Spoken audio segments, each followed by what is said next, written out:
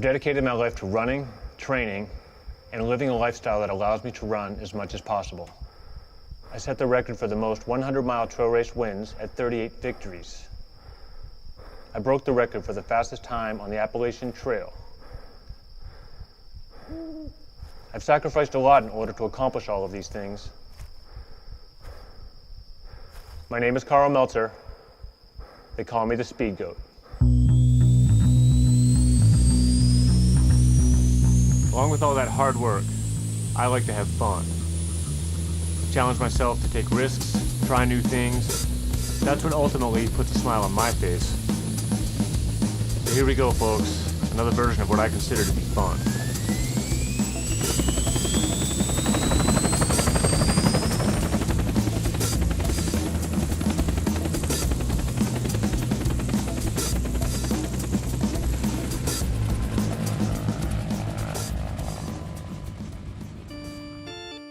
When I grew up, when I was young, I never sat in front of the TV. I never did anything sedentary. I never sat around. I always needed to do something.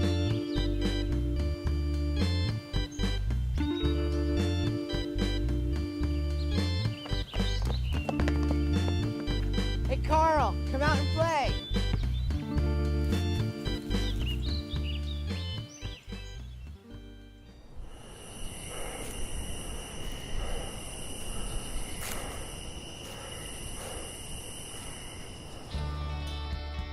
My dad was running every day with a neighbor. I just started following in his path. From him, I learned how to stay dedicated to enjoying life. It takes grit and determination to accomplish goals in this life, and those early years with my dad were really a critical part of developing my perspective and following my own path. The relationship with my son, what more can you ask for? When you're growing up, you're having kids, well, how's this gonna go? Well, the only thing I can say is this has been phenomenal. Just phenomenal. I couldn't ask for more. I couldn't ask for more. It was a wonderful time, you know, in my life. Living in the woods and running around the woods, go figure. Now I'm 49 years old and I'm still doing the same thing.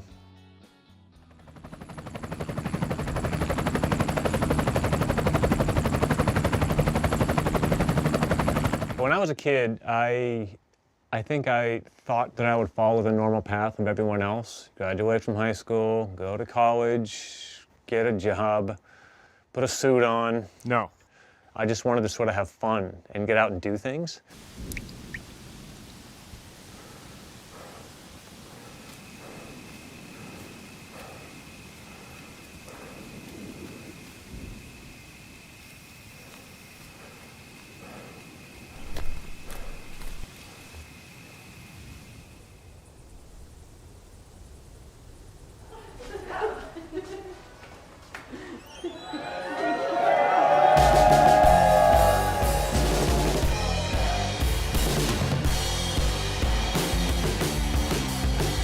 So I worked a lot of hours over the winters, bartending at Snowbird Ski Resort.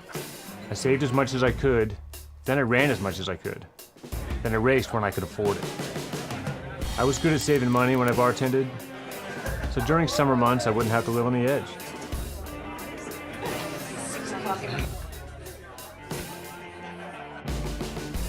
Obviously we have to survive, so I worked enough to make it. I often went home after work and put my tips in a pile, instead of spending them at the bar. Nice, Carl. I was the bartender after all, so I drank for free.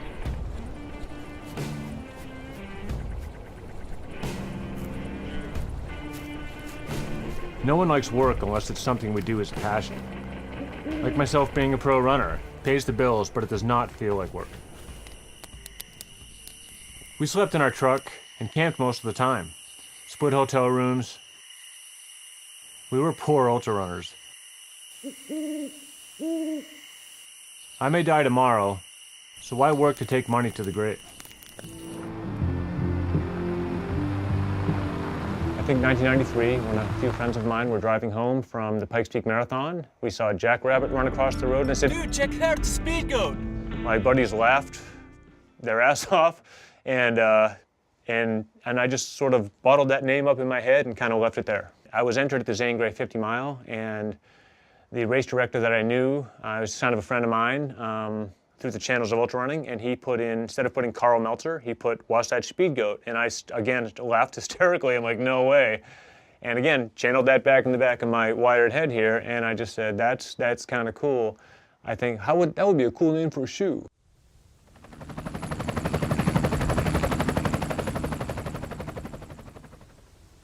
One night I was bartending, and the Snowbird events director sat down, and we started chatting about putting on a race here at Snowbird.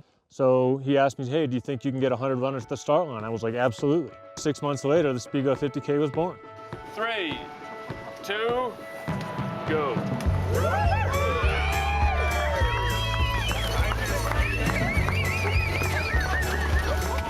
I've always been a runner that likes tough technical terrain, whether it's super hilly, super rocky, or just really sharp, tough stuff to run on. And it's naturally a progression for me to put on a race on terrain that I train on. So I put on this race, Speedgoat 50K, and it's really a great event where I can watch my friends suffer. Quads cramped. What do you think of this course? You cursing, Carl? Fucking hateful. This is ridiculous. Awesome. Definitely sadistic. It wasn't very common here in the United States at the time, so I wanted to sort of raise the bar and create something that people were really excited to finish. When you see people cross the line here, it's like, whoa. I mean, they did it. In spite of all this, I never really had a shoe that I was happy with. I pitched the idea for a Speedgoat shoe to my old sponsor at the time, and how great the name is alone. It is perfect for a tough trail shoe, and it fits me well. They shook their heads and said, good idea, Carl, but never acted on it. Afterwards, I ran the Zane Grey 50 in one of the first HOKA prototypes. So I tried them on, and they were, big, funky-looking things. I got heckled by many, but once again, I didn't care what others thought. I only focus on what matters to me.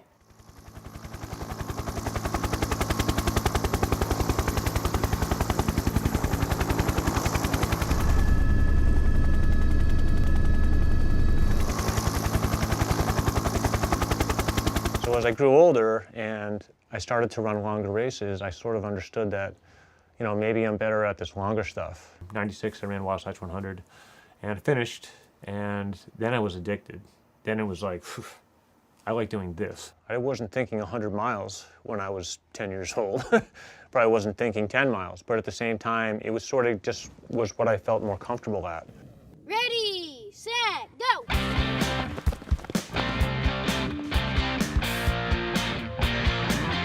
My other buddies also ran, so we would occasionally have a race around the block, which was exactly a mile.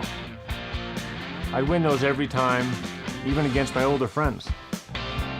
I guess that inspired running to some degree, and I was good at it.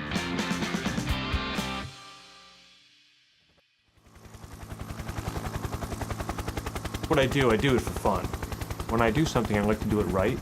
Over there. That should be right with that. On your way. Unfortunately, a lot of times I do things the hard way, and I learn the hard way. But that's just how I do it. But then I find a way to perfect it and get it correct. I like the challenge of pushing myself to the limit, and I think there's very few people on earth that like that kind of challenge.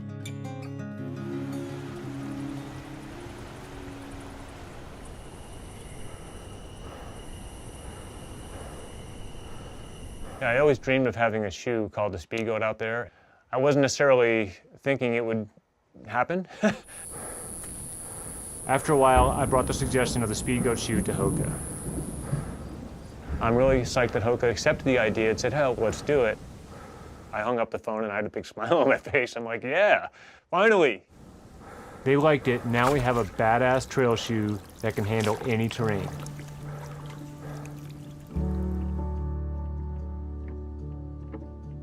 After breaking the record for winning the most 100-mile races in 2007, I set my sights on the Appalachian Trail record.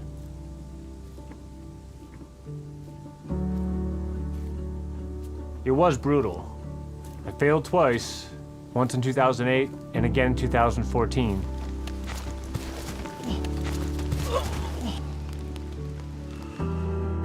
I was down, definitely one of the lowest points in my career.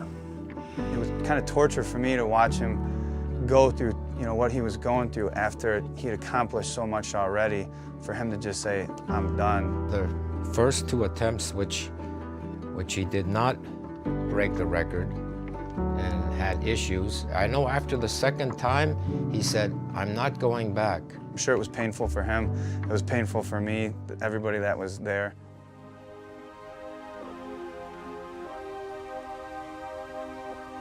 I train alone. Have my own focus when I'm out on the trail. No one cheers to motivate me. I motivate myself and get things done when I want to. I learned the hard way with some things, and I'm fine with that. I'll take advice from others for sure, but always seem to go back to using my own instincts in most cases.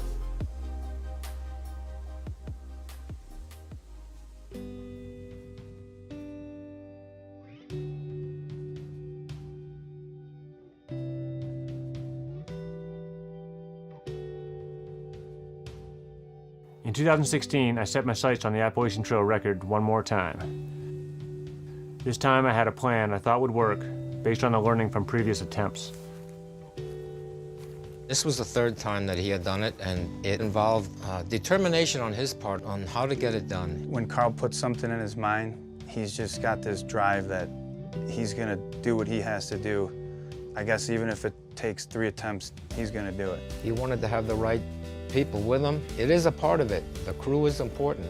I learned the hard way, but I get it right after a few practice times, through trial runs. And my dad taught me that. He took the time, he took the effort to go out and find those trailheads, write down those mileages. I knew there was gonna be ups and downs, but he's just got this drive in him that he wants to win. We had issues, but it just kept going, another day, another day. I saw it in his eyes. From day one, I knew he was gonna do it. We kept it going, and there were days when it went down low, but the next day bounced right back. When you break it down to a minimum of 47 miles a day, it's just phenomenal. It's hard to comprehend. It's hard to comprehend. It's just another level. It's his level that he aspired to go to and reached it.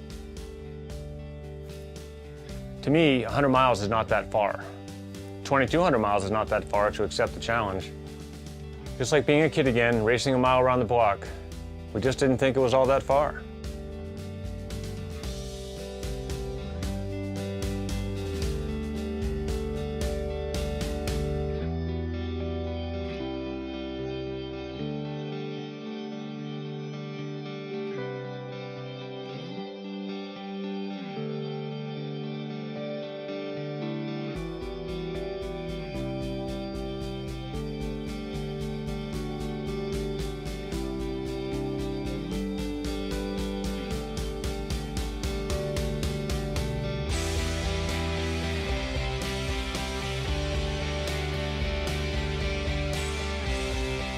For all the runners out there, I think you run your own race. And running your own race also means live your own life.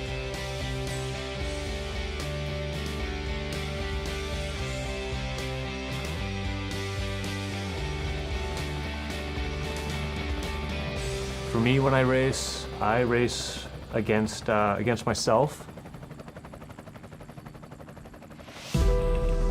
So today we're trying to set a really fast time. We're gonna run down this peak and then we're gonna run right back up and see if I can break my own personal record.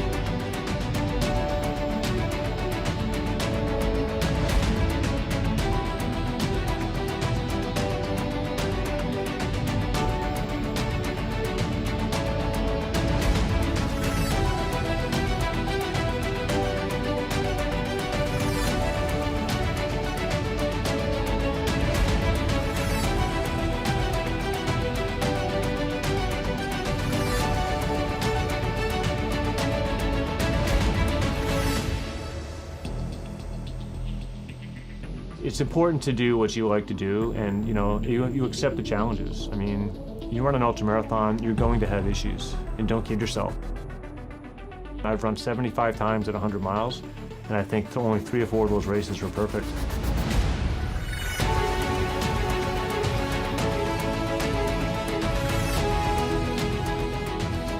So you have to accept challenges and deal with it, and smile when things go wrong.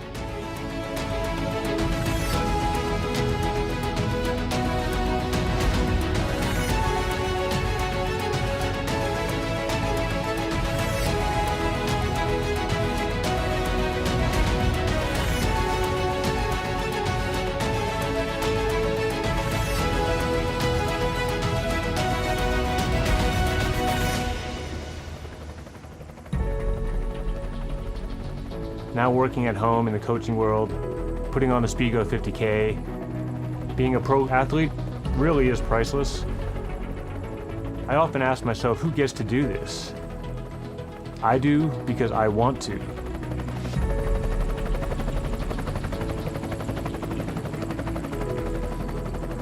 I encourage everyone to find that passion, that happy place, even when it gets tough and gnarly. That's really part of the fun. And when we have fun, it's really better than anything else in the world.